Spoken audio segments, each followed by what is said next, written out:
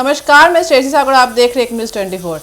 बिहार की सियासत में एक बार फिर से बड़ा उलटफेर देखने को मिला है।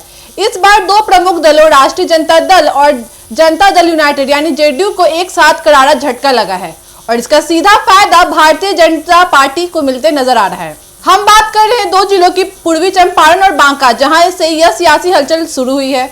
पूर्वी चंपारण में आरजेडी को बड़ा नुकसान झेलना पड़ रहा है। यहाँ आरजेडी के दर्जनों नहीं बल्कि सैकड़ों कार्यकर्ता पार्टी छोड़कर बीजेपी में शामिल हो गए हैं। इस मौके पर स्थानीय बीजेपी नेताओं ने उनका जोरदार स्वागत किया और इसे आने वाले विधानसभा चुनाव 2025 के लिए पार्टी के लिए एक बड़ी जीत बताया।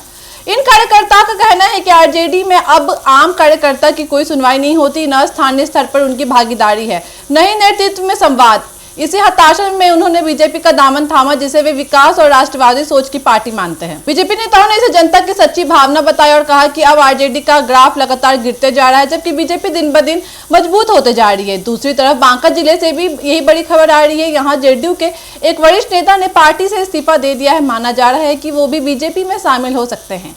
हालांकि इस पर अभी तक उन्होंने औपचारिक ऐलान नहीं किया है। इस नेता का कहना है कि जेडीयू अब अपनी विचारधारा से भटक चुकी है। वह अब गठबंधन की राजनीति में अपनी पहचान खोती नजर आ रही है।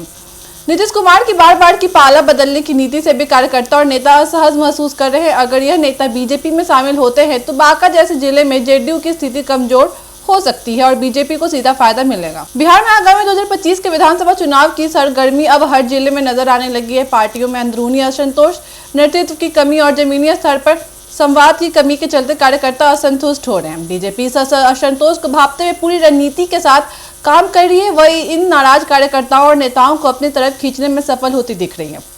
इस घटनाक्रम से दो बातें साफ होती हैं कि आरजेडी और जेडीयू के लिए अंदरूनी असंतोष एक बड़ी चुनौती है।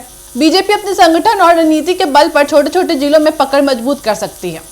पूर्वी चंपारण और बांका दोनों जिलों में रणनीतिक रूप से महत्वपूर्ण है। अगर बीजेपी इस तरह से दूसरे जिलों में भी छेद लगाती है तो निश्चित है कि वह अगले चुनाव में और मजबूत होकर उभर सकती है।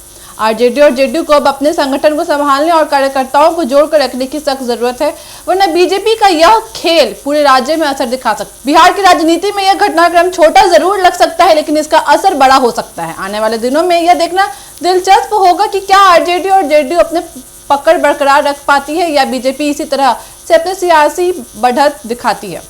ऐसी खबरों के लिए बने रहिए न्यूज़ 24 के साथ। दीजिएगा इजाजत। धन्यवाद।